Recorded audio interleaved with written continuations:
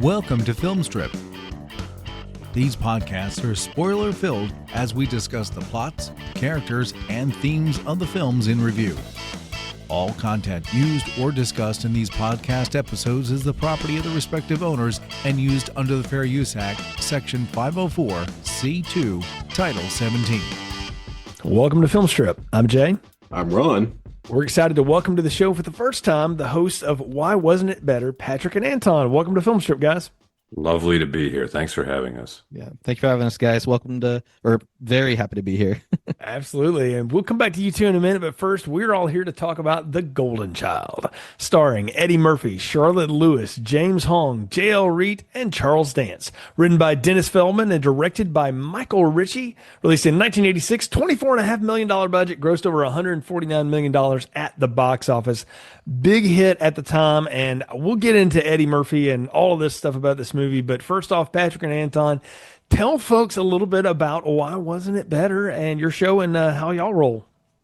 So, Why Wasn't It Better is a podcast that I started a little over 2 years ago. I had always wanted to host some kind of a podcast. I had had an interest in doing it for years, but I never got around to doing it. And I couldn't figure out exactly what to do. I didn't want to pigeonhole myself by doing one specific type of film.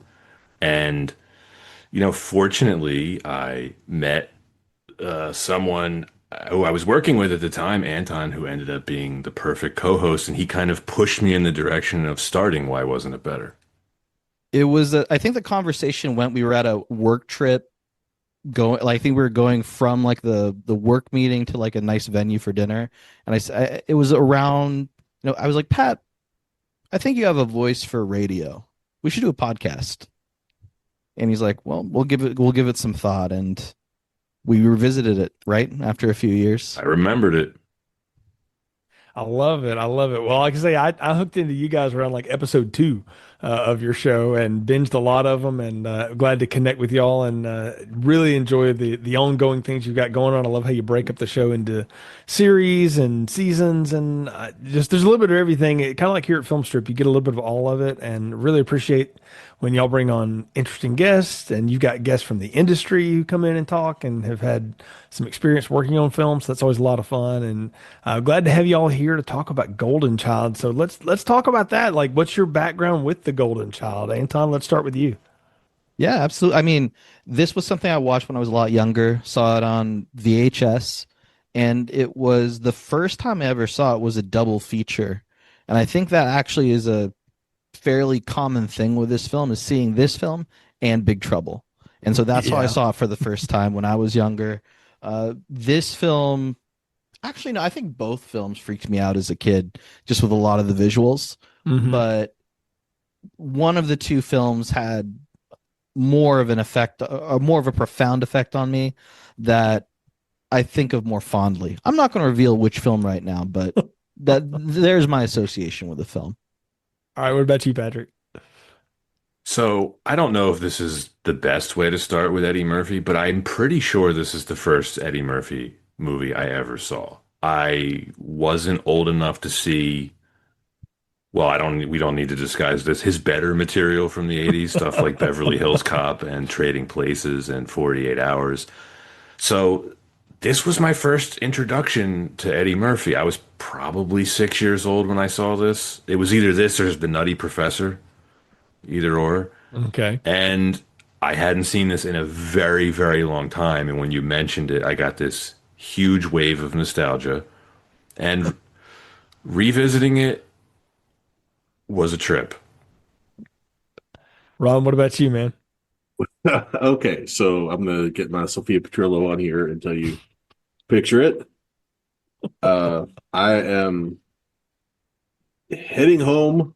I am in Taekwondo class. And this movie comes up in a discussion because it's going to be on TV that night. Yeah. So I rush home from Taekwondo to make sure that I catch this on, I don't know, NBC or something in the cleaned up TV movie version of it. I have absolutely zero memory of like the film itself, but I just remember it was like, well, I got to get home and watch The Golden Child because, everybody says there's lots of cool martial arts craziness and stuff in it. So, and I'm super into that crap. So, as we've well established on this podcast, my love of ninjas in various primary colors and kickboxers, American and otherwise. Um, Yeah. so yeah, I remember just rushing home to watch this, and all I remember is like when he's like standing in the doorway and he does the okay thing. And that's like the one memory that I have carried with me this whole time for this movie. Oh man. So I saw this one like a lot of things because I had an older brother who did get to see all of Eddie Murphy's better stuff. So he introduced me to Beverly Hills Cop and 48 Hours. I don't think I'd seen Trading Places at that point. I saw the cable version of it, but I didn't see the one with all the actual humor and the better parts of it in it until many years later. But he was like, oh, he saw this in the theaters. He was old enough to do it. And he's like, hey, we got to watch this. And it was right when home video was becoming a thing, you know, when you could rent movies and stuff like that. So we rented this one or saw it on Showtime, one of those kind of things. And he was like, oh yeah, you'll dig this. I think you'll like it. Cause he knew I was into like scary stuff and there's a little bit of horror element in this. And I'd seen Eddie Murphy on SNL reruns. So I thought he was funny. I had no idea what his stand-up routine was all about until many years later. But so I was like, okay, so I watched this and it made an impression. I remember it specifically. I mostly remember the blood and the oatmeal situation, and it just like scarred oatmeal for me for years, guys. It took a long time for me to get back into oatmeal after that. But I did watch this, and I remember watching it just, you know, through the years here and there. But it's been a while since I revisit until we decided to do it for this podcast. I want to say at least 10 years or so since last time I watched it. When's the last time any of y'all saw it before this? 20, 25 years.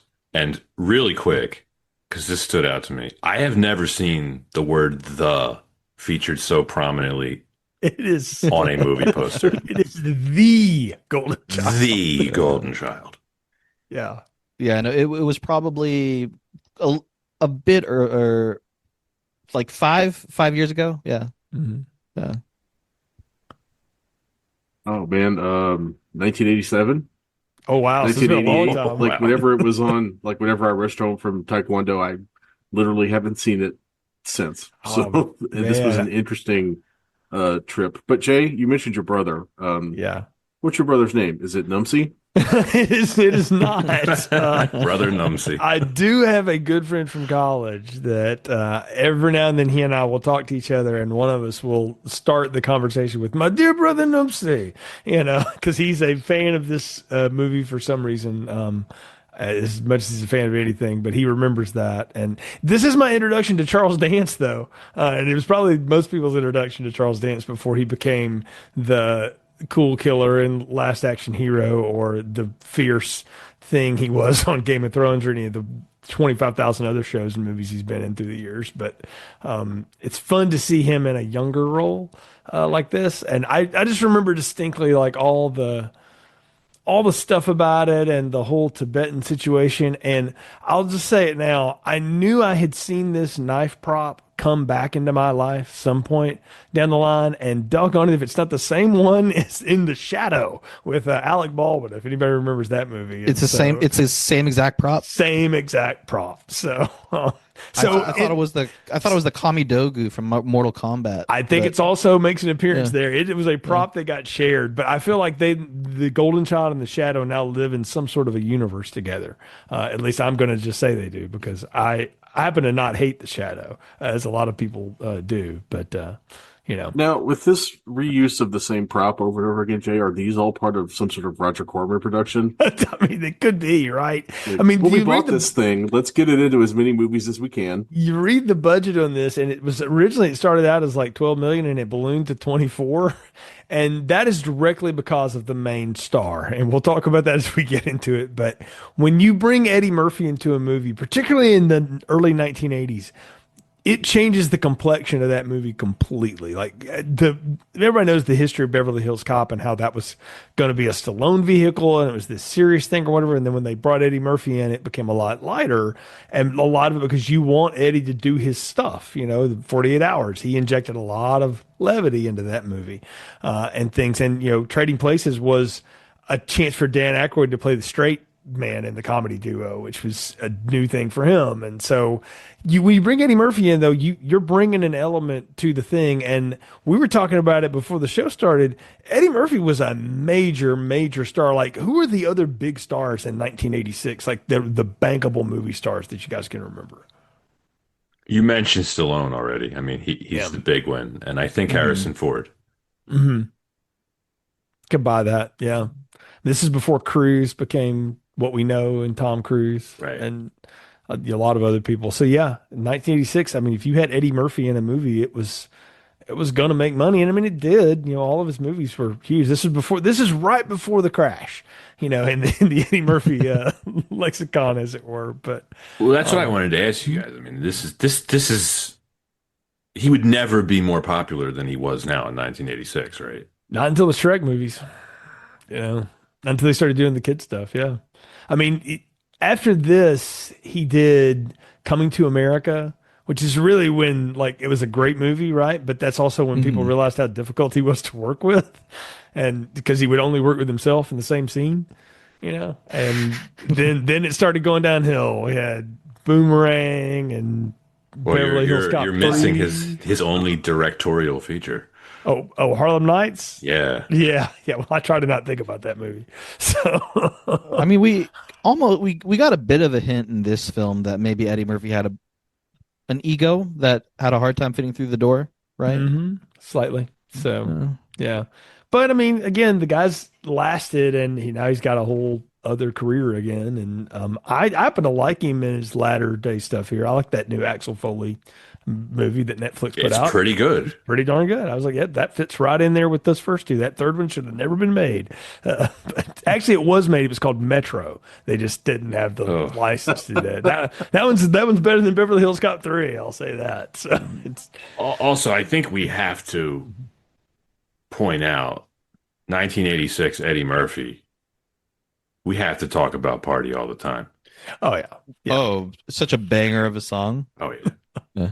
Yeah. You're talking about like that's when he was getting the quad together. He could do comedy, he could do movies, he could do music, he could do, you know, He was untouchable. yeah, he was in everything. And then in this movie you pair him with Michael Ritchie, you know, who gets this horror script and decides to lighten it up a little bit, because this was a straight up horror movie. And then they're like, nah, we're going to go a little lighter on it. You bring in the Bad News Bears guy to do this, but I would dare anyone watch this and watch Fletch back to back, because they're a year apart from each other, and you can feel the synthwave score in it. You can feel the big shots of all the driving and stuff. They live in the same world. I'm going to tell you. This had a script? Allegedly. I mean, I'm sure it had one at some point, but Eddie Murphy, when he signed on, he clearly was like, no, Yeah, just throw that out. I'll make it funny. I think all of his lines definitely came from a different place, but everyone else, I mean, Charles Dance and Charlotte Lewis are in a different movie than Eddie Murphy is. We'll talk about it as we get into it, but they're clearly on the other version of the movie. No, there's the I like to think of it as a Disney ride. There's clearly the backdrop of what the film is, and everyone's on that track, but then Eddie Murphy's allowed to get off of the track and just do whatever he wants to do. And that's why we always have scenes of James Hong and Charlotte Lewis just staring off into the distance, whatever Eddie Murphy just said. Yeah, that's a good point. So, well, before we get any further into this, I guess it's time for a little bit of a plot summary. So imagine, if you will, if Axel Foley wasn't a detective, but was a social worker who actually did his job by yelling at kids a lot. He's wisecracking, he's street smart in LA, and then he finds out he's tasked with finding the literal golden child, a Tibetan messiah who's been kidnapped by a demon worshipping cult led by the sinister Sardo Numspa, played by the great Charles Dance. Brother Nuncy? Indeed. Suddenly, his life is turned upside down, from chasing runaway teens to battling ancient evil while doing stand-up routines on the street, dodging supernatural traps, and fighting Randall Tex Cobb while Charlotte Lewis wears white shirts in front of broken hose pipes, because that's what we did in the 1980s. And anyway, he has to go and retrieve a magical dagger that lives in his fridge or something, and it's also why he keeps having visions. And the mysterious key, played by Charlotte Lewis, as I've said, works for the Tibetan government or something, or whatever the group that like kidnapped Batman in the Christopher Nolan universe, for reasons. But she guides him through this bizarre new world, and to go, take on the Golden Child, or to rescue the Golden Child before it can be sacrificed. And so he goes and gets the Ajanti dagger in a hilarious scene. And then there's a couple of big fights with some goons, and finally he faces off against my dear brother Numsi, who turns into like the Bone Dragon from the Hellraiser movie, for reasons. And ultimately, with a lot of young Sherlock Holmes style special effects, he's able to finally dispatch of the thing while also resurrecting Charlotte Lewis's character who died. They live, and then he goes on like what looks like a Cialis commercial at the end with the Golden Child and her running through a field. And that's pretty much the movie as it happens. We'll get into it more deeply. Now, it's not a surprise that you've got Young Frankenstein on the brain, because there's an entire song and dance routine with a Pepsi can to putting on the Ritz. There is. Wow. There is. Tex Cobb drools in the background, looking like as you, punch drunk as anyone has ever looked. If you go to your local flea market, I guarantee you can find a dancing Pepsi can that was produced as part of this movie that just sort of bends and waves. I had a question about that. Mm-hmm. Was that diegetic? Because Randall Tex Cobb seems very entertained by both the Pepsi Man and the music. I was like, I couldn't decide. Is this part of the soundtrack, or can he hear putting on the Ritz? I wondered the same. So. That's also, why would a question. Tibetan Jesus know putting on the Ritz? He's the Golden Child. I mean, the chances are he does. That's true. I mean, omnipotence, I guess, goes everywhere. But let's get into it here, though, guys. Like, what do you think about the setup of this whole idea of? I always forget that he's not a detective in this; that he's a social worker. And it's an interesting way of looking at that job. He could be anything. Let's be fair about it. He could have been anything. Yeah. I almost kind of feel like it would have worked better if he was a private detective, because he acts like one more than he acts like a social worker. Yeah, he's definitely private detecting all over the place. I mean, the first, 3/4 of this movie is him like chasing down leads and talking to people and getting into scrapes. So like, if you told me that he was a private detective, I would believe that 100% more than I would believe a social worker, because most of what social workers do is fill out paperwork and file paperwork. Right. And very little, threatening gangsters and getting shot at by crossbows and fighting Randall Tex Cobb. They might occasionally play basketball with kids on a court at like a Boys and Girls Club thing. Like I could see that, but the rest of this, like going on television, like late night Art Bell television shows, to talk about the missing girl and stuff. I don't know. It's a very interesting way of introducing this character, So does this show come on before or after Peter Venkman's show about psychic phenomena for Ghostbusters? They do, Ooh, yeah. I think it probably leads into Venkman. I think Venkman probably had the prime spot, but Yeah, I feel like This is absolutely daytime TV, right? it's either daytime TV or it's like syndicated nighttime TV. I can't tell which is which, because like I know the 80s was like Morton Downey was a thing, and that was a big deal for like in like the 8 to 9 o'clock time slot, because it was more adult, quote unquote, by being so juvenile. So I feel like this might have been a good 7:30 like show, with complete indifference towards the topic and the guests. Yeah. So it is a funny thing. Eddie has like modes of operating, right? Particularly in this era. And he gets into his like angry voice Eddie. Like, I'm going to sit here and talk about the girl on the show. Like he does that from time to time. That's when you can tell he's trying to emote anger, but it's coming off really hilarious the whole time. So it undercuts the emotion that he's trying to get at. I think the setup is fine on paper. I'm like sure, he's a social worker who carries a gun. That doesn't seem like a normal thing, but it's LA. Yeah, it's LA. It's, we can overlook that. I think the setting of this is compelling, where you start off the movie with the Golden Child getting taken by what I initially thought to be the same cult from the Beatles movie Help. Yes. Possibly. That could work. Yeah. Mm-hmm. And I think, okay, fine, pretty straightforward, good versus evil. I think that's all fine. Where we Mm. go from there, we can talk about that. That's where we kind of start veering into some crazy territory because, like, I don't know if it's the League of Shadows or the hand or the foot or some other body part, the forehead. This is probably the forehead because I don't know. Every time I look at Charles Dance, I just think that's a pretty monster forehead. Yeah, he's I the idea of there's this bunch of monks protecting this very special person element that's I don't know, the last airbender or whatever. At this point, like, I get that whole idea and the way that they abduct the boy and all that, like all that is a setup for a movie that then stops and becomes another movie.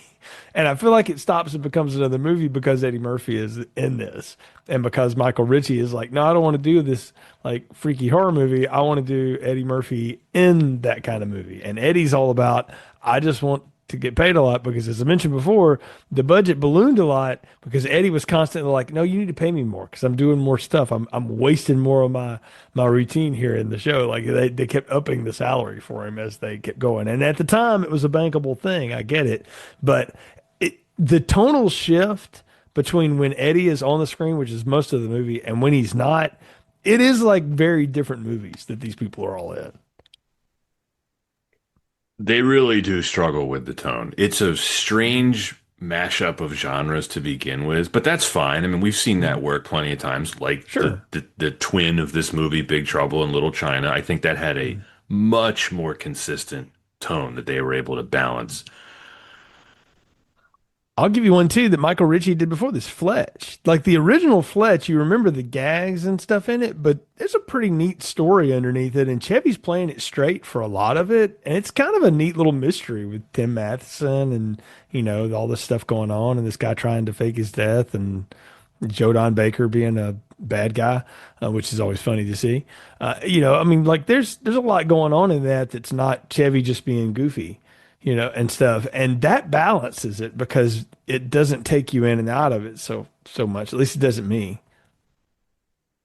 Yeah, I just kind of see this one as the studio looking at how many different ways can we make money right now? Are we going to really bank on this big old bucket of exotic Asia? And we know that's a really popular, plot device right now.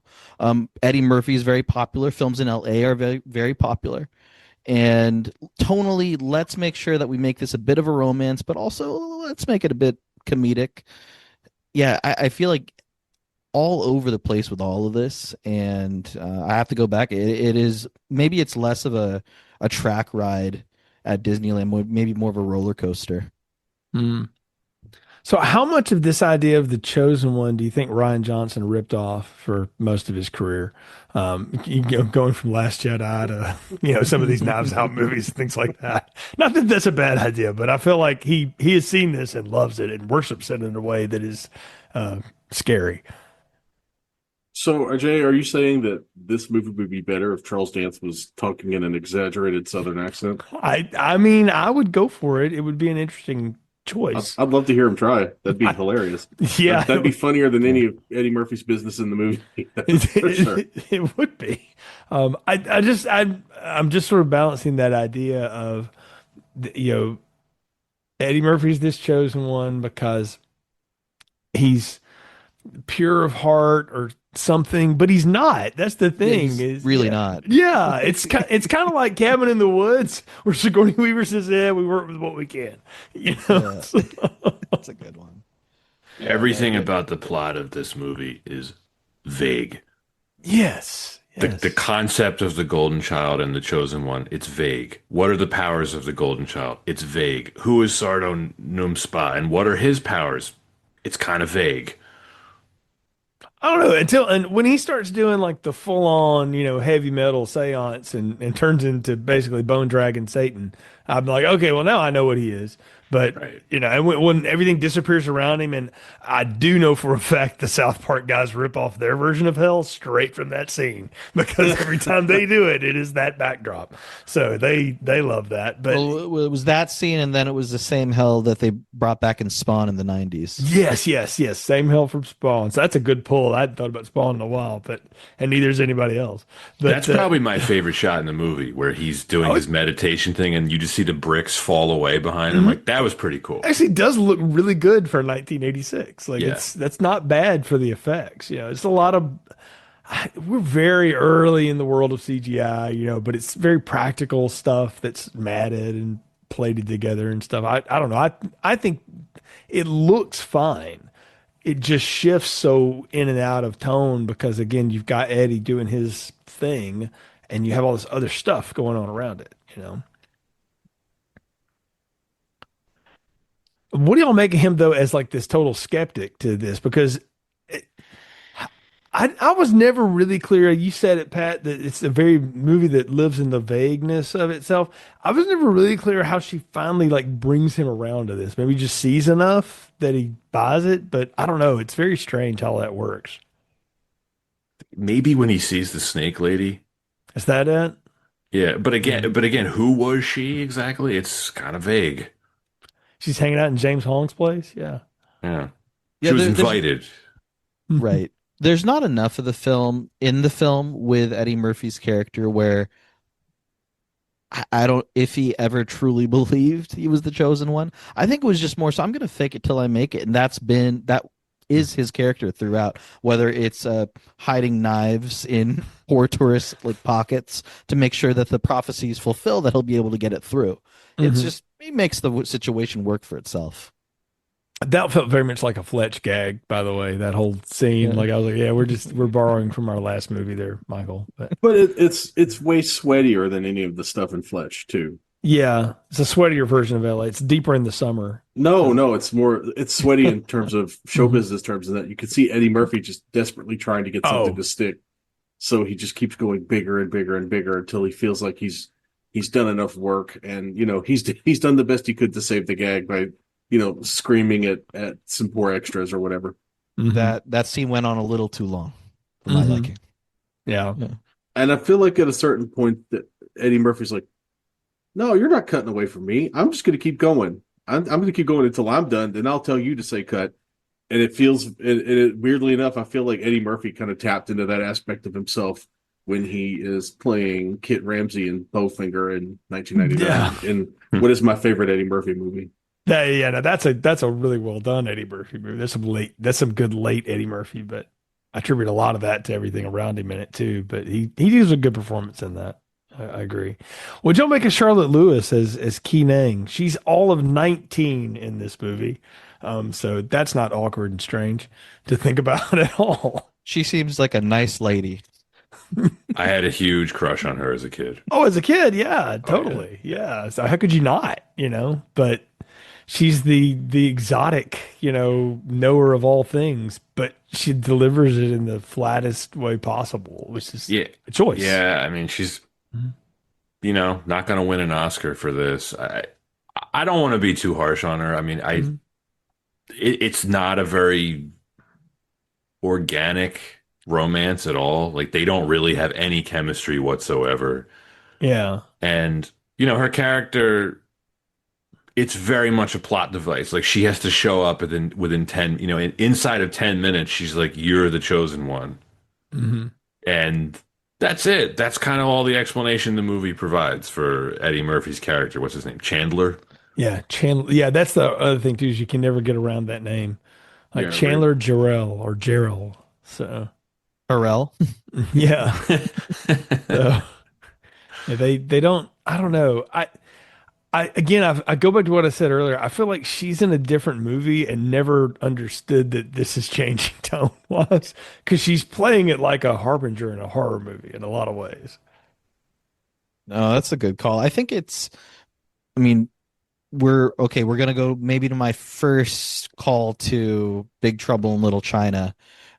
Very similar characters in both films, right? Just in terms of exotic, well, wouldn't necessarily say female lead in Big Trouble, but there are these aspects of romantic lead that is also has a bit of mysticism to it. Right. And we said it a little bit ago, but it feels like the romance is very forced here. And I know that's just what we did in the 80s, so you just had to have it, but I could have kind of done without it. Like, I don't think it helps the plot any. I mean, there was force, and then there was like actually had a sex scene basically. Yeah. Yeah. Yeah, and if you read anything about Charlotte Lewis's past experiences, including her first movie, which was a Roman Polanski movie, Ooh. Oh yeah. I would imagine that working with Eddie Murphy is probably like heaven, because at least Eddie Murphy, knock on every piece of wood I could find right now, has no allegations against him that we know of, other than having way too many kids and impregnating a Spice Girl. But at least they were together as part of that. Yeah. So I think I know why it's there as part of the movie, but I don't know that I needed it. And I don't think the character needed to be romantically involved with her to like care that she died, or whatever, want to try to resurrect her. Like I didn't need them to be a couple at the end of this with the golden child. I wonder how much of that was the reshoots too, because apparently there was Mhm. quite a bit of reshoots done here, and Mm. I couldn't find a whole lot of information related to like specifically what was redone. But I mean, a question I wrote down is like how much of the script was actually used here. None of Eddie Murphy's dialogue was that much is clear. No. It's just I think it's a really good example of if it's not there on the page, it's going to be Mhm. really challenging to get that onto the screen and make it stick. And nothing against Eddie Murphy, he's a supreme talent. And I have this weird opinion about him in this movie. I think he was doing his best and phoning it in at the same time because he's like visibly rolling his eyes in a lot of the scenes. But at the same time, he is carrying this film.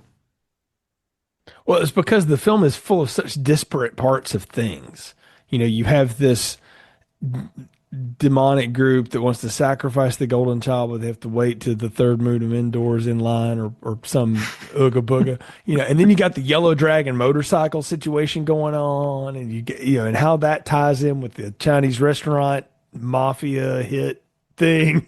I mean, you got a Vague. lot of stuff, right? Yeah. Yeah, And it's the not the vague drug trade, it's the vague Chinese mafia in this one. yeah, which seemed also very interesting that we want to try to introduce that.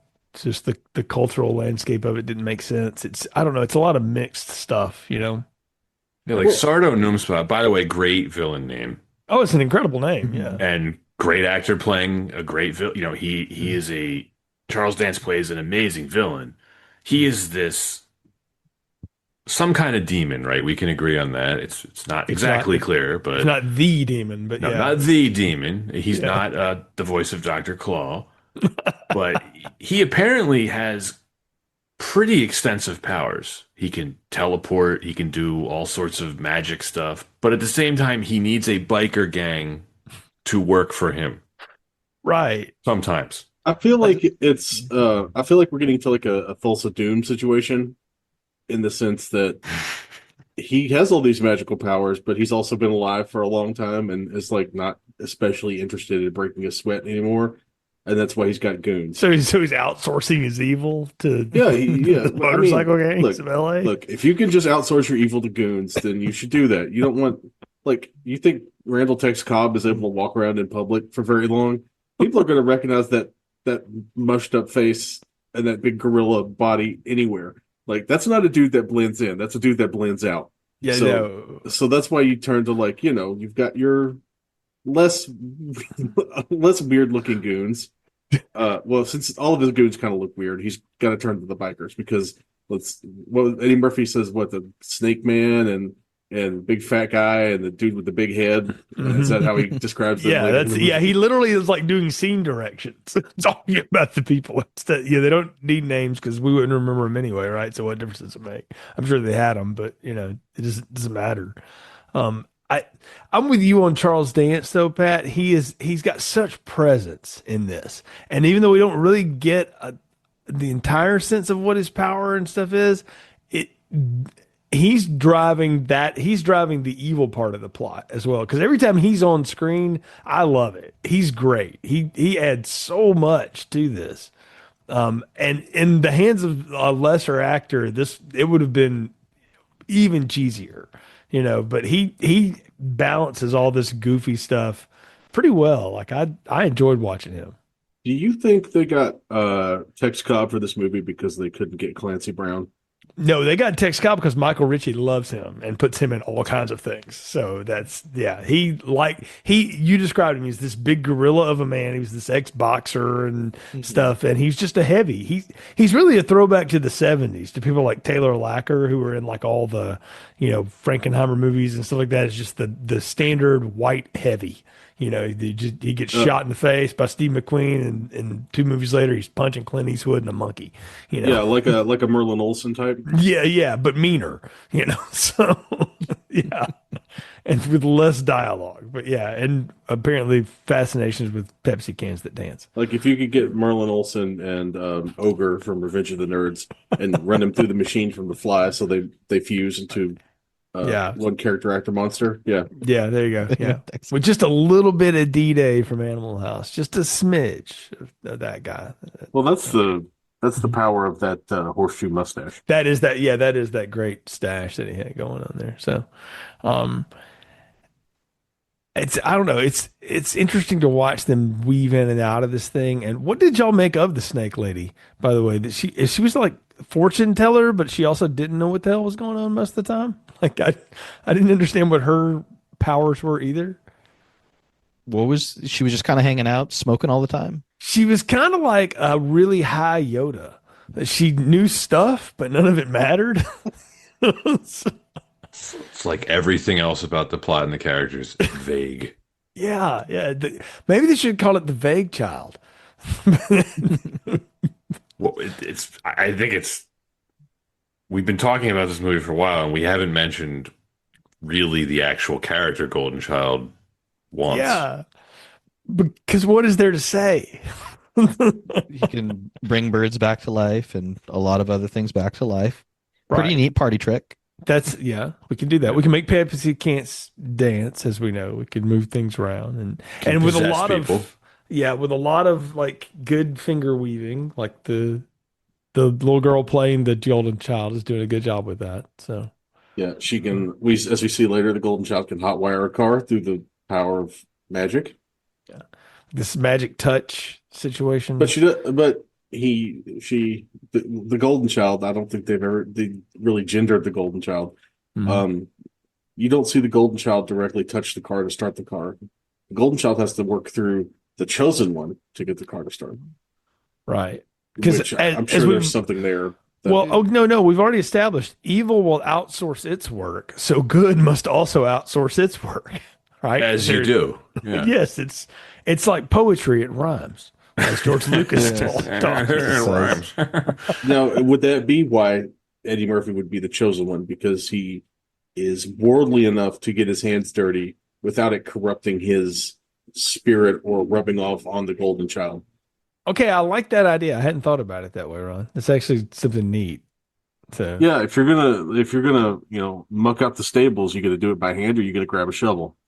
Yeah, good point. And he is very streetwise. Again, that's why I say the whole bit of him being a social worker doesn't make any sense. He should have just been a private detective, and because that's what he's doing anyway. He's doing that work, and he seems to handle himself in a fight. And I've known a lot of social workers. They work very hard, but I wouldn't ask any of them to go with me to Roadhouse, and work with Patrick Swayze. Do any of them carry guns? Not that I'm aware of. No. I think like writing wise, it really goes down to simply, well, who could have a heart of gold, but at the same time be grounded and know how to stand the ground in LA? Probably a social worker. So I wonder what Right. producer came up with that idea, because that's we just had the conversation.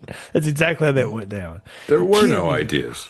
They just figured they're like, we have Eddie Murphy in the movie. This will sell tickets. What about the plot? Who cares? Pat, you're not wrong, because this is produced by Paramount Pictures, who routinely have no ideas. So I've been to the Paramount Studios area. I've gone through a tour of their studios, and I will say the neighborhood itself is a bit more rough.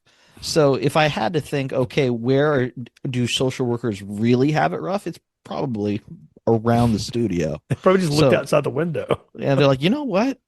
They're doing God's work. They probably would be able to, protect the golden child. So And one of them is dressed like he's an extra in Breaking 2 Electric Boogaloo, because Eddie is wearing that full leather getup this whole time in the heat of LA, which is Well, funny. we call that that was his alternate choice for Raw when he decided to go with the he went leather with the suit red and instead. black. Yeah, The yeah. Thriller jacket. Yeah, there we go. The reverse thriller. Yeah, there we go. Now, With that hat. I feel like you can tell this was supposed to be a detective story, and then they changed it to a social worker because Eddie Murphy has a distinctive hat. I feel like that's very much detective movie coded. Like you got to have some sort of like accessory that's your thing, right? And I feel like that, and obviously the character name, but that's so dumb we don't even really need to address it. I also feel like Eddie just picked that out and said, "I'm gonna have the hat. I'm just worked with the hat. The hat is my thing in this movie, and But only for the first half of the movie. yeah, right, yeah, because he will lose it. Yeah, he loses it. Well, he loses it in the fight at the drug motorcycle house. Yeah. That looks like that looks like it's a street over from where Keanu and Gary Busey get down with Tom Sizemore at the drug raid with Anthony Kiedis in Point Break. Those look yeah. like they're close by. I was going to say that's next door to the Anthony Kiedis drug house from. That was the exact reference I was going to make, Jay. So thank you for beating me to it. I mean, they do look like they're in the same space, right? They live in the same cinematic universe, being 5 years apart from each other. Catherine Bigelow ripped this off. That's what I'm saying. So, or maybe did it better is the way I should say that. It's a better, yes. So well, hey, there's nothing vague about Point Break. That is an FBI agent and Patrick Swayze, and they have problems. Now, is that why Patrick Swayze keeps like making Coke cans move with his mind and stuff? I mean, Bodie did every other damn thing in that movie. Might as well have done that. No, he was clearly a waterbender. He wasn't an airbender. That's, he had to reference that. So goodness. that's an unfortunate film that should never be talked about again. But yeah. Well, that's why he's a social worker and not a psychologist. If he was a psychologist, then he would have been the bad guy, and then Charles Dance would have had to play the good guy somehow. Would have explained the romance, though, between him and Key better, because in the 80s, every psychologist or psychiatrist was with their patients, as the movies taught us, even through the 90s. That lasted all the way through Basic Instinct. So. Well, but enough about Color of Night. Oh, yeah. Wow. Oh, what a deep pull. Have you guys seen that one, by the way? You need to put that on. You need to put that on your list for why wasn't it better? And the answer is many things, but the answer is the entire movie. There's nothing vague about it though. It's straight up bonkers. So, stay tuned. We should just say it now, Jay. Stay tuned. Yeah, stay tuned for that. For next year when we do our Summer of Sweating Through Linen Shirts series. So, yeah, that's another 80s thing about this, is that you knew the minute Charlotte Lewis got out of that, well, he told her to stay in the car, that she was not going to stay in the car. She was going to get out of the car and come into the drug house. And then when she started to do gymnastics on the pipes, that they were going to break and spray them all over her, because you can't have a woman in a white shirt and not do that in the 80s. It was the most exploitative thing this movie does. So that whole sequence was filmed like a music video. Yes, like an extra cutting back to the rock song playing on the TV. It just wow. It was the height of MTV, man. I'm sure some producers like, we got to have MTV in the thing. The kids like the MTV, so the bikers are like MTV as well. So I really want to start making up new words to Maniac. the Michael Cimbello song, but I'm going to resist the urge because we have guests. If it was just me and you, Jay, I would have already started. There's no reason to hold back now. It's not like we I changed gladly anything else welcome about it, the show. Ron. I gladly welcome it. Please. Yeah. He's a social worker in the fight of his life. That was totally worth That's all I got. Applause. That was totally worth it, though. So, what about though when they finally they go through all this and he figures out the yellow dragons are connected to Noomspa and all these things, and he's got to go and the test he's got to pass to go get the Ajanti knife. I felt like I was in an Indiana Jones movie all of a sudden. Yeah, it's very Last Crusade coded to me. I feel like Spielberg saw this, was like, I could do this so much better. Watch, and then 4 years later he does it. It's one of the scenes I enjoyed.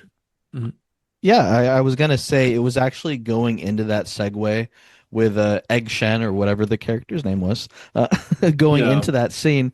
I feel like that's when I was having a bit more fun into the film.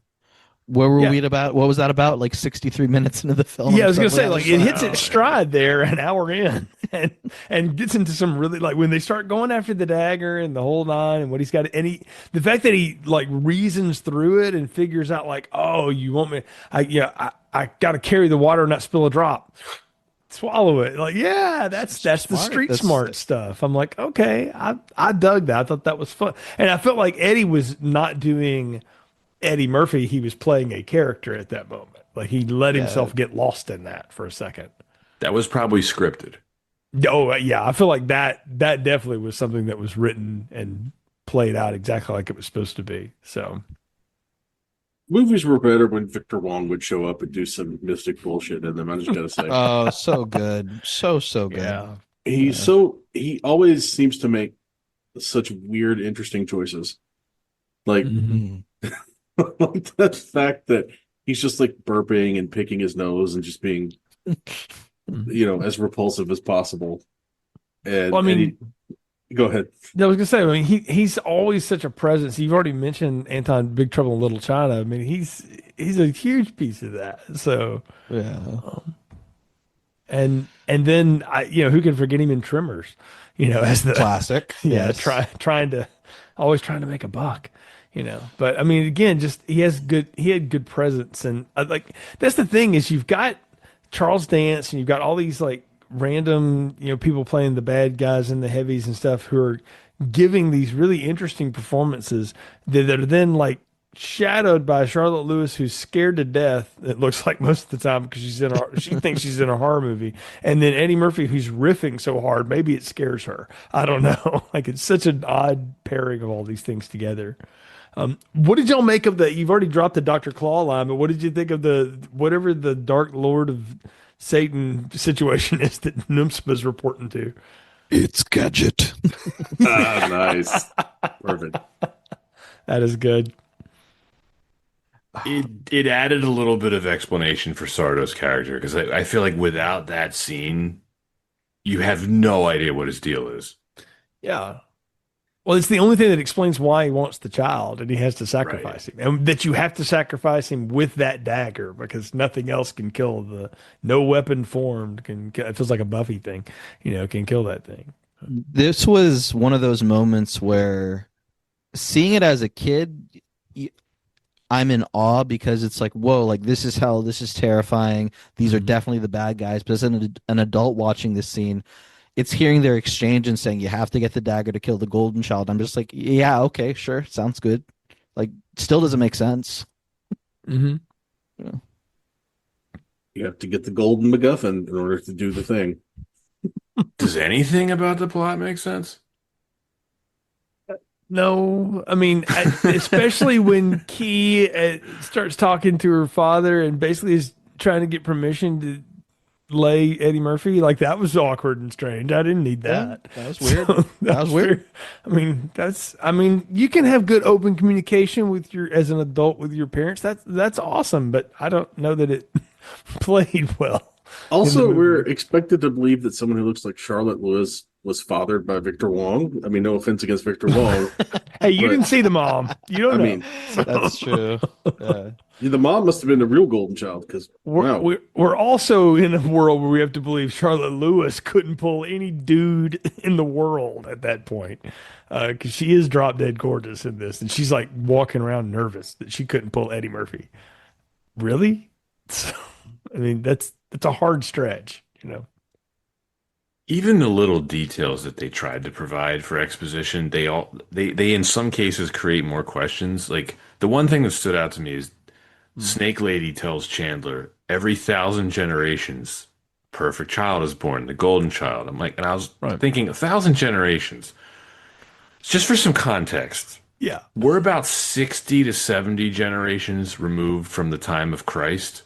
Mm-hmm. So 1,000 generations is approximately 20,000 years ago. So we're talking a prehistoric time. So it's like, It's been a this is minute. the first or second golden child? Easily, right? What happens between? A lot of Yellow Dragon situations, apparently, and a lot of practice with crossbows because I'm trying to think of when was my cinematic introduction to a crossbow, and it might have been this movie. It really might have been when Key takes one in the back to save Chandler so that he can save the golden child. My introduction to crossbows is somehow another movie starring Charles Dance. I think it's the Bond movie For Your Eyes Only. Okay, that's a pretty good one. Yeah, Nice. you know what? One. And I would have seen that before this, so that's a good call. I hadn't thought about that one. It's just smaller. That's like the handgun crossbow, but And for me, it would be the Road Warrior. Mm. Ooh, cool use Yeah. of crossbow there. so I Mhm. did see that after this. But yeah, that's a good one. So The I always 80s, big on crossbows. yeah, that's Yeah. a weapon that's that needs to come back. We need to bring Mac crossbows 10s, back. AKs, crossbows. Yeah, It was purposely done by the crossbow big lobby pushing them in film in the 80s. yeah, Gremlins. Yeah, you know, big crossbow cashed in some Yeah. favors to make sure Yeah. that every 80s, the most memorable 80s characters all got crossbows. And then when they needed a resurgence, they reached out to the producers of the biggest show on cable for 10 years, The Walking Dead. It was like, can one of you guys just use an Bring us- inexplicable crossbow? And it was like, yes, we'll give it to Norman Reedus because people like him. And there I am at Bass Pro Shop just knocking on the door. Give me my crossbow. crossbow. Inexplicable crossbow also sounds like a Simple Plan EP, you know, that they released in between albums. So I'm sorry, I've been watching Warped Tour, so it's kind of on the brain. At this Oh, that's Yeah. so good. Yeah. I feel like inexplicable crossbow opened up for red jumpsuit apparatus one time. yeah, definitely. So, or at Jay least and now they will. Jay and I watched the Orlando stream of the Washington DC stream of the Warped Tour, basically through text messages. Yeah, together, So- reliving our youth. Yeah. As it were, because we both watched this movie and realized, well, there's not much else to talk about, so that we're gonna not waste on the show. But I mean, that is when the movie hits high gear, is at that point when she dies, and then Nimspa becomes the winged, Q the winged serpent, or maybe he's in the Q the winged serpent's older cousin or something. The stop motion demon. Yeah, but you know what though, I will say that looked good. Like, I went back to a very happy place of seeing like Clash of the Titans as a youth and all that Ray Harryhausen stuff and loving Yeah. that. I'll gladly take this over like a full CGI demon any day. Mhm. And it just bring me back to the time of movies like this. Like, there is just a nice charm to it, as perhaps it also recreated the paralysis demon that I see at night. Just because, that it is whatever the heck was in this film. Yeah. It's like a cross between, again, the Bone Dragon from Hellraiser with a little See bit of that. Mothman, going on. Mhm. But also, like, it's got some heavy metal video overtones going on too. Yeah, like Eddie from Iron Maiden. Yeah. The It's like zombie it's pet. mascot of Iron Maiden should be like riding on that thing, waving a sword. Yeah, or throwing it at people, or something. It's like Yeah, it's that like works. his crossbow. He launched it from his crossbow. That's what he should be doing. It reminded me of the creatures that the vampire elders turn into in the first Blade movie when Stephen Oh, Dorff's character Nice. does Yeah. some kind of ritual to get them all to Mhm. transform. Yeah, no, that's a good call too. So, it's a very CGI heavy, but it's obviously Yeah, that was influenced. So, awful CGI, but yeah. So, that's well, I what it mean, reminded me I of. mean, well, the worst part of that is when they blow him up and he turns into all that globule blood that looked like it was out of Star Oh, Trek 6. so cheesy. Yeah, which I love Star Trek 6, but that blood is pretty bad. So, Speaking of stop motion and Stephen Dorff, it kind of reminded me of. Has anybody else seen The Gate? oh, I have, yeah, It yeah, reminded me a Uh, lot of the little creatures that are running around in The Gate, yeah. That's a go. I hadn't thought and then about you that. get the big Mhm. weird monster that they have to fight through the power of heavy metal or whatever. It also felt like one of the monsters if you ever had enough quarters to get to it in that old arcade game Dragon's Lair that you would ultimately have to fight. Oh, yeah. You know, Good call. Yeah. I sucked at that game, but I saw people that were better at it play it and get to that point. So, but it all lives in the same universe. I mean, I think people would be into that, you know, again, because it feels like this also feels like something that could be like a proto Harry Potter demon problem too. Like this sort of feels like a Harry Potter side quest to get the dagger of Ajante. Harry Potter and the Golden Child. Anyone? I mean, I think that would work. It better could, than- yeah. better Isn't than that the name of the Harry Potter Broadway play right now? The Cursed Child. The Cursed Cursed Child. Child. I'm sorry. Okay. We're close. Whatever. We're almost Cursed there. Gold. I mean, yeah. It's all Cursed. the same. Golden Curse. I mean, I like to think that this is only 2 steps away from Beverly Hills Ninja. So, Oh, nice. That is a good call. I think they live in the same block at least. So, This could yeah. live in the same universe as a lot of things. Like maybe it's just because we reviewed Doctor Strange recently on the pod, but it's like it kind of fits right in here with the Nepal setting and Mhm. some of the stuff that Sardo Noomspa is doing reminds me of the villain in the first Doctor Strange movie. Yeah, no spy. I've come to bargain. Yeah, Yeah, Brother Numsy yeah. is definitely has a Doctor Dormammu. Strange ass name. Yeah. That's for sure. Yeah, he definitely Yeah. is in that same clan of demon. I agree. But it's interesting because you bring up Doctor Strange, and this movie is similarly a mishmash of elements from random cultures just picked out of nowhere and smashed together. Because I feel like there's an awful lot of kung fu weapons being thrown around, and I'm fairly sure Nepal doesn't have a big kung fu culture. No, yeah, there's no consistency here, but no, it was the 80s. yeah, that was Yeah, the in era. the 80s, Asian meant everyone knew kung fu, Right. and had weapons that were all the same. Yeah, Yeah. so it was shorthand, right? Yeah, Hollywood treated Asian culture quite differently in the 80s. It was very loose. Yeah, and then you've got all these great character actors showing up. I don't think they're even trying to pretend that like Victor Wong is Nepalese, right? He's No. just a random Chinese guy. Yeah, I mean, Yeah. I feel like Numspa has just recruited everyone at this point. Because you're onto something, Ron. He is a little bit of Tulsa Doom. He's been around so long that maybe he was around right after the last Golden Child died. Which I had a question about that. If one comes around every 1,000 generations, how does it die? You know, does it die? Does it grow up and get old and become an old? You know, the golden old. I mean, what The Golden happens? Child. So the rules are loose. Ye the olden only- child. the only way it can die was The through the Ajante dagger. Yeah, Yeah. through the dagger. So the dagger got to the last golden child at some point, I'm guessing. Maybe. Who would Maybe know? Yeah, I mean, But then I'd love Tywin to know. Lannister lost it. So Maybe it's in the prequel comic that they released that I didn't read. Or there wasn't one. Never mind. Damn. So, but there could have been. Well, I mean, the Golden Child also has an interesting set of powers because the Force is one of them. Because that's how it throws the dagger to Chandler to finally kill, Numspa in the end. Right. He just does it that one time. Yeah, but it's the only time he does it. Like that would have been a convenient power like 2 scenes ago. So why not catch that other arrow, Kylo Ren style, and turn it around and throw it back at the other guy? You're standing right there. Because that would be corrupting, Jay. The Golden Child can't be corrupted, or the Golden Child can be killed. Mm. And I feel like Even if it put murdering. a shield up and just dropped it, like if it Well, if matrixed it it, did, you well, know? we see the Golden Child do that with those like rocks and stuff Right, later in the right. movie, but Hmm. or in the middle of the movie. But catching the arrow in midair is one thing, but turning it around and then like Okay, that jamming part it I into That's his agree. a eye. that's a little Yeah. bit more malicious. Yeah, no. Okay, I agree.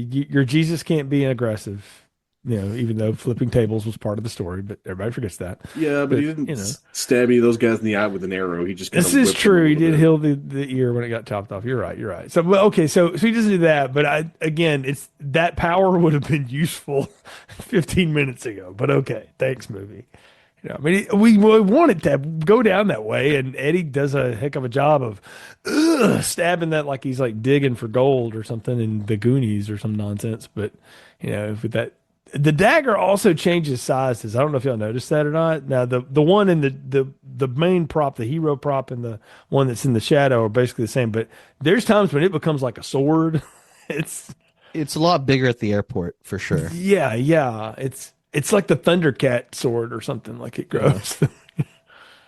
It's magic, though. I mean, that doesn't Yeah. bother me. I was That's thinking makes total sense. it's like that bone dagger from Evil Dead 2, Oh, I hadn't thought about that, and but how yeah, that one keeps changing size and shape, and general all of the properties are kind of nebulous about it. you're Oh onto it though, Pat. yeah. It is a magic sword, so it can be lots of things. Which I think if they had done more of it, made it more obvious that would have even been a cooler way of doing that. Like, well, if it became a magic sword in his hand, and then he could chop the demon up with it, that would have been I kind of feel cool. like the thing to do would be like when he was like, and he's like, I can't get this through the airport. They're gonna catch me with a 2 foot long knife, and she's like, don't Mhm. worry about it. It'll be fine. Yeah, If he had walked through and it had become like a pocket knife. Right? Yeah, and like because back in those days, you could get on a plane with one.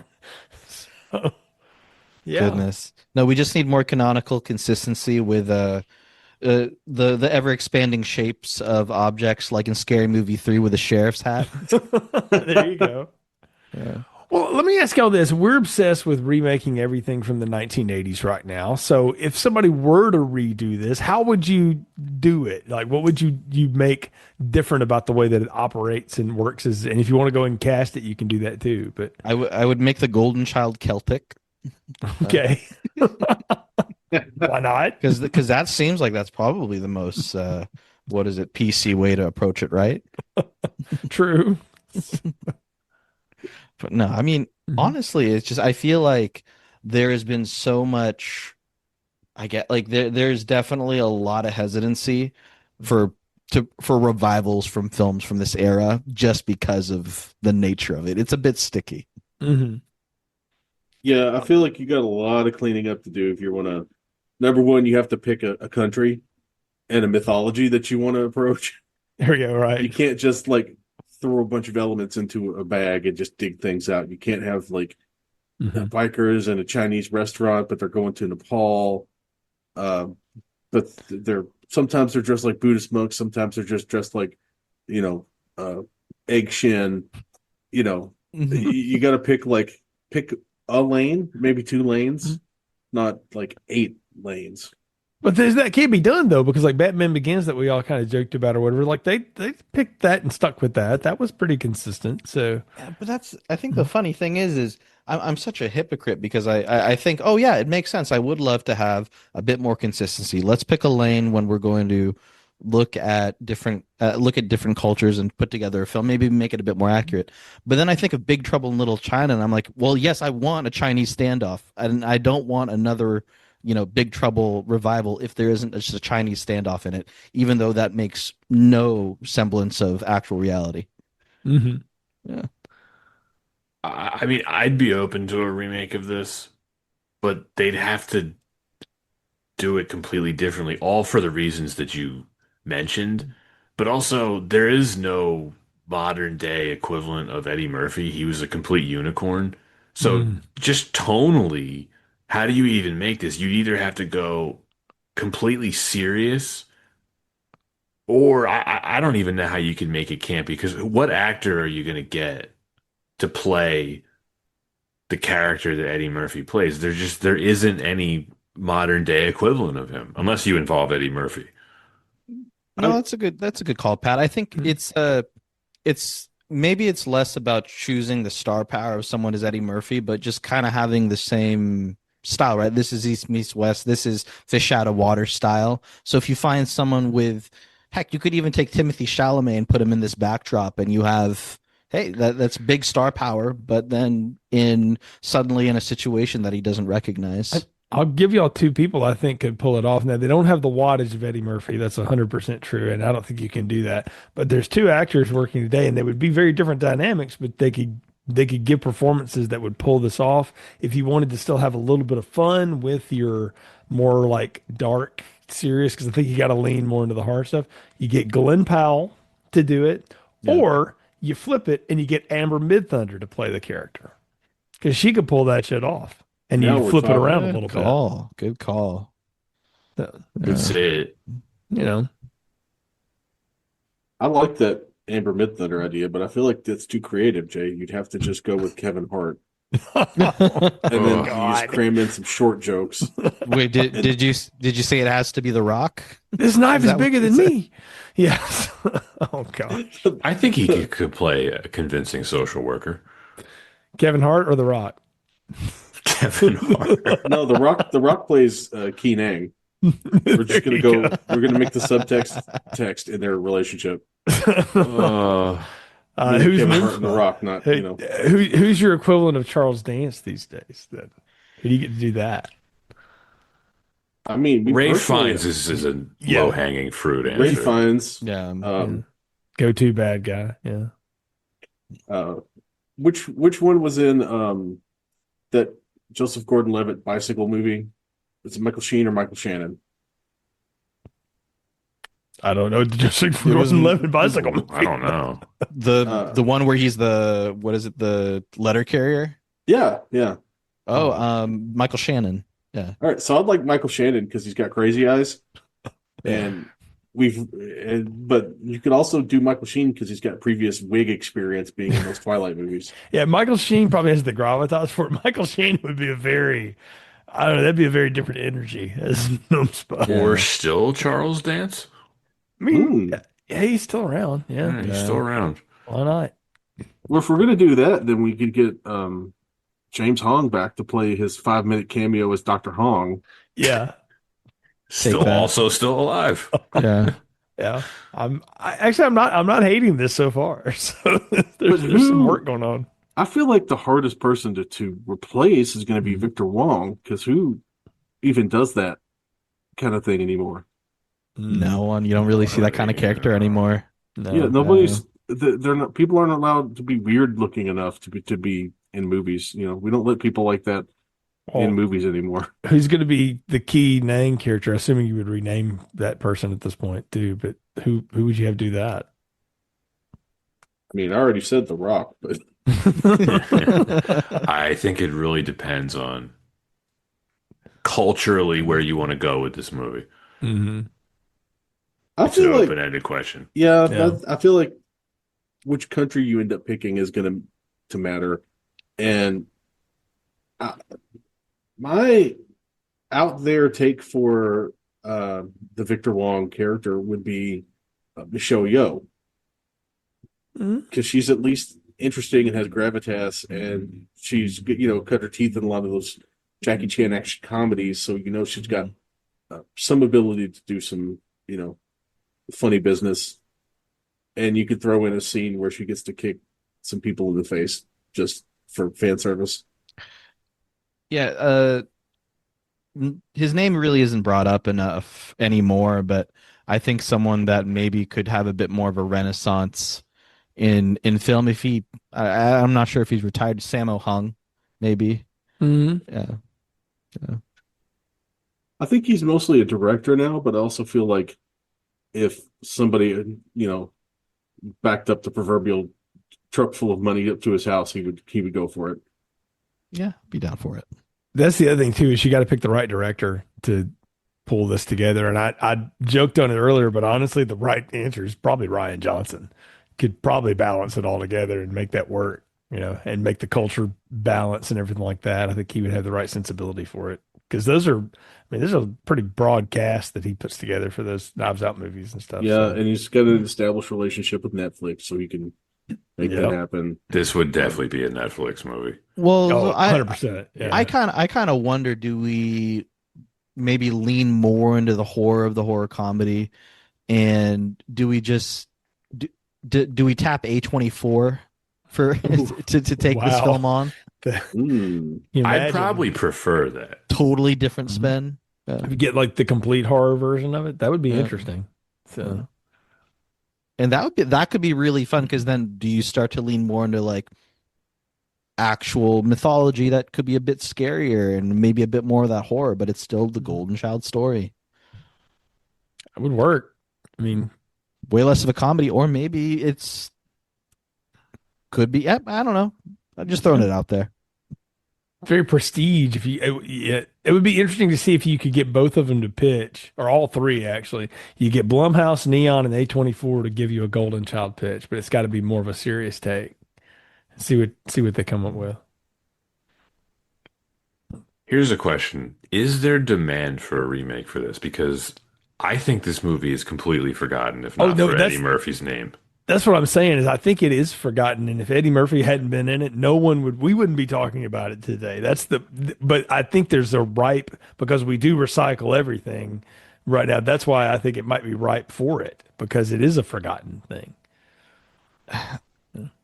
Yeah, and that's why I would be open to a remake for the same reason. It's like, I don't want a remake of Trading Places or Beverly Hills Cop or any of his well-known 80s stuff. Like, please leave that alone. But this one, sure. Yeah. Well, like when they did the remake of Fright Night, I was real skeptical because I love that first one. And I thought, oh, you can't touch this. But I'll be honest, the take they gave that is really good. That's a slick, fun movie. They got one of the Buffy showrunners to do it, and she knew what she was doing with it. And they got great actors. Colin Farrell's just literally choose the scenery. Anton Yelchin's great in it. Toni Collette, I would watch act at a phone book. She literally could. But I mean, everybody in that movie knows what they're in. They're having fun. Even Christopher Mintz-Plasse, who's a lot. But David Tennant was the strike on that one, where they got him to come off of Doctor Who and be the new Roddy McDowall. It was a good twist on it, because it was a little more serious, but it was still a little fun, and it poked fun at itself. But nobody had forgotten Fright Night. It was a cult hit, but this one is, I think, even deeper in the bin. So This is pretty much forgotten. yeah, I feel like people need to redirect The Rock's attention from remaking Big Trouble in Little China and get him to work on a remake of this movie. you're really set on The Rock doing this. Well, no, because The Rock has been trying to get a Big Trouble in Little China sequel off the ground for years. At this point, it's like, totally, you can't make that happen, but you could probably get this one for the literal $7 and $7 productions and go to town. I mean, who's going to complain? Eddie Murphy? No, he's going to cash the check you give him. Well, now that Paramount's been sold, I mean, they'll probably just let you have it at this point. So I don't even know that they still have any care or know that they own it. Paramount would give this away. Oh, yeah. Yeah. And it 100%. would give The Rock an opportunity to wear a crazy wig, because he likes that. Did you mention earlier that John Carpenter turned down the chance to direct this?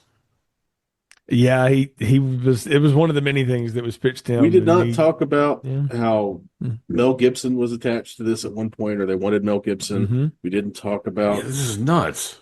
they Mhm. tried to get John Carpenter to do this instead of Big Trouble. We Yep. didn't talk about how they almost got George Miller to do this movie. That would have been a Talk about wild take. That would have that's been gonna be nuts. insane. Would have been better. Yeah, it would have been a lot better. Yeah, It would have been much better and much more interesting, and it probably would have been shot in Australia. Well, at least we'd have been able to follow it. It would have been 9,000% less vague. So, but you know what's not vague, fellas? The popcorn ratings. So here on Film Strip, that's how we close out these things: is we rate everything on a popcorn scale. The bigger the size, the more you like the movie, or the higher you rate it. And of course, you can add any modifier to it for extra pizzazz if you like. So, Patrick, Anton, Ron, what are your final thoughts and popcorn ratings for The Golden Child? Pat? I'll take a dive here. This is small burned popcorn for me. I really loved this movie as a kid, and revisiting it, I did not enjoy it I do love Eddie Murphy, and I think he is carrying large parts of this movie. But without him in it, this has like a real borderline Mystery Science Theater quality to it. The script is, it doesn't seem like they used one for most of it. Despite Eddie Murphy's best efforts, it's not really funny. I mean, it has a great villain on paper, but I don't think they use Charles Dance very well at all. He doesn't have a lot of lines in this. Mm-mm. And during the climax, they just turn him into this claymation dude. And it's just a mess. It really is. I mean, I had in my notes like they had a John Barry score and they're like, no, we don't want that. We want cheesy 80s synths. So a lot of strange decisions were behind this movie. I don't want to be too harsh on it because I've frankly seen a lot worse, but it's not something that I would revisit very often because if I'm going through Eddie Murphy's filmography, especially from this era, this is going to be one of the last films I go to. And part of that is just due to how great the stuff he was putting out at the time. And part of it is due to just how not good I think this film is. But it was a ton of fun to talk about because there's so many different things you could do with this movie and discuss about this movie. And I will recommend it if anyone hasn't seen it, especially if you like Eddie Murphy. I think it's worth revisiting just because this is a oddball of a movie. And I am rambling, so I'm going to turn it over to someone else. But it's a small popcorn for me. Anton, what about you? Yeah, no, this film for me feels like that one time I'm at the movie theater and I see that they have the prepackaged popcorn that looks like it could be a fun flavor. And I'm like, Hmm. you know what? Like what? Eddie Murphy's in it? Sure, like I'll go for it. And it comes out stale. It's definitely not warm. It's been made like months ago. That is my take on the movie. That is the popcorn that I have for this film. It's just there's a lot of pizzazz that just goes over my head and it goes over a lot of people's heads with this film. It tries to put itself together with a lot of moments like it's just the marshmallows and Lucky Charms, but there's nothing that really matches it together that makes it a, a film that really makes any much sense at all. But I feel like there's, a few fun moments, but overall I could see myself liking this a lot more if I'd grown up with it. And the film that I ended up growing up with a lot more was it's double feature film that I'd mentioned earlier, which was Big Trouble. And there's probably another episode where that film is spoken of a lot more positively. But there I am with my popcorn, and I never like to yuck anyone's yum if they do like this film because I know it does have a lot of nostalgia for folks. So if you enjoy it, but not my particular popcorn to enjoy. Ron? Yeah, I'm gonna be a participant in the small popcorn club here. What what we're really looking at as we watch this movie is we're discovering the limits of Eddie Murphy's powers. Like we've seen him burst onto the scene on Saturday Night Live. We've seen him like the centerpiece of these movies. We've seen him, bouncing off Nick Nolte and Beverly Hills Cop and stand up success and hit songs and all that stuff.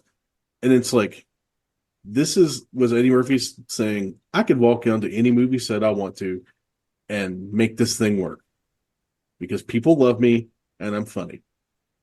And as we discover here, as we watch this, yeah, people love you. Yeah, you're funny. No, you can't save everything.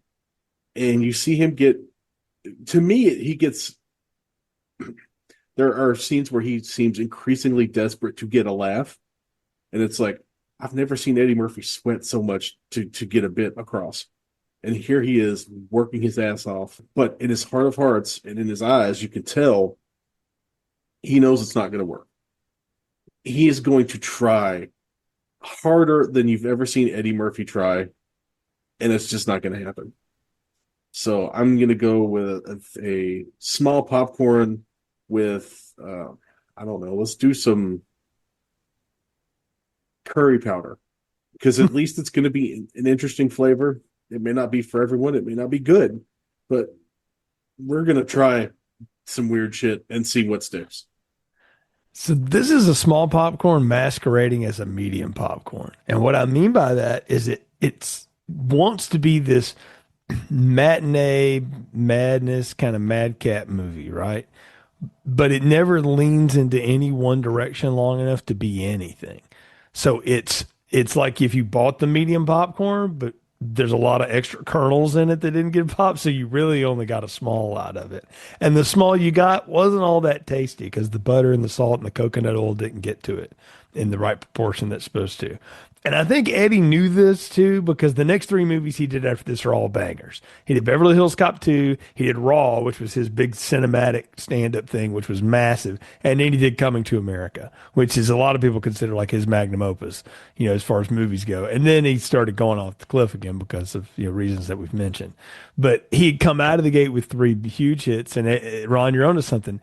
He got onto this thing, and I think he tried to put over a gimmick that was dead before it ever happened. It's like watching, some wrestlers get saddled with just a bad idea, and they're going to work real hard to get it over, but there's no way to make the Red Rooster cool, And so you just have to eat it and go, and that's what this movie is in a lot of ways, and it is a forgotten thing, which is why I think I would be ripe, as we talked about for a little while, for a pretty serious take on it to see if they could redo it, because I think people would go back and go, gosh, that source material is vastly different. But sometimes you can translate stuff and you get a better product. I said before in a previous episode that I feel like the best version of Beetlejuice has never made it into a movie theater. It's because it's the musical. That story is way better and is way more engaging and way more complete than those movies have been. And you can listen to that in the archives. You want to hear me ramble on more about that. But Golden Child is one of those childhood memories I remember distinctly. The whole knife and Noomspa and the bloody oatmeal. I remember the freaky parts. And I remember Eddie was kind of funny in it, and there was a pretty girl in it. That was what I remembered. And then going back to watch it, I was like, that's pretty much all there is. It's just a bunch of little stuff, but none of it fits together. And that's the hard part about this is the glue is not there for it. And so, yeah, small popcorn for me. It's smalls all the way around, but for different reasons. I think we all arrived at the same point. Well, Patrick and Anton, it's been an absolute blast having y'all on Film Strip. Please tell people how they can find and follow your show and the kind of stuff that you all talk about on Why Wasn't It Better? Pleasure is all ours. This is a great experience. If you'll have us, we'll love to come back. Yeah, we'll definitely do something good next time. We either need to do something good or do something way worse. Yeah, well, we can supply you with both if you we can go worse Eddie Murphy movies. No, so you can find us on all the major platforms, Instagram, Twitter.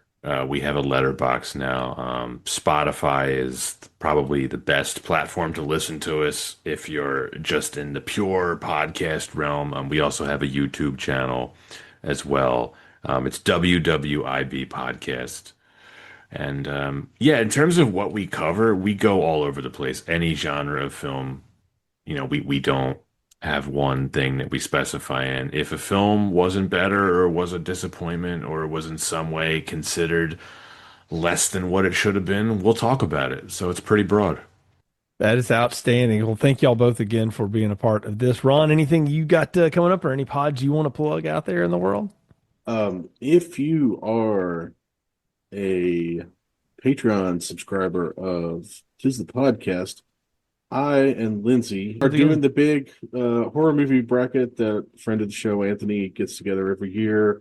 It usually devolves into like 4 3-hour recordings, and it becomes like a massive 9 or 10-hour podcast. It's literally just waste your entire workday listening to us yell at each other about horror movies. They're always contentious. They're always very fun. It's a wide group of really cool people. Misty and Kendall from Two Girls, One Crypt, Anthony from Tis the Podcast, who's a horror movie nut, me and Lindsay and friend Matt from North Pole Radio.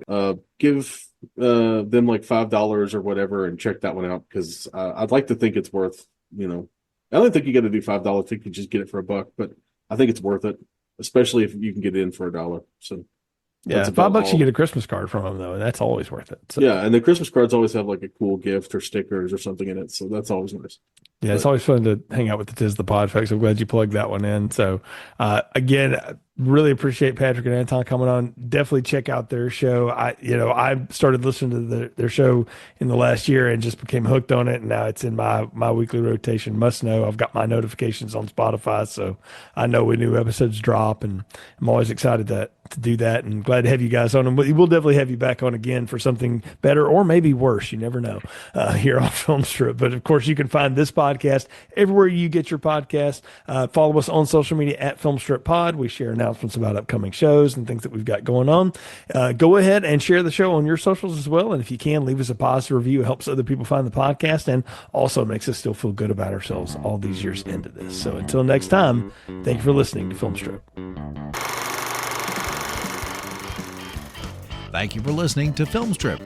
You can find more episodes on our website, filmstrippodcast.com. The Film Strip theme music is produced and performed by Frozen Lake 121. All content used or discussed in these podcast episodes is the property of the respective owners and used under the Fair Use Act, Section 504, C2, Title 17.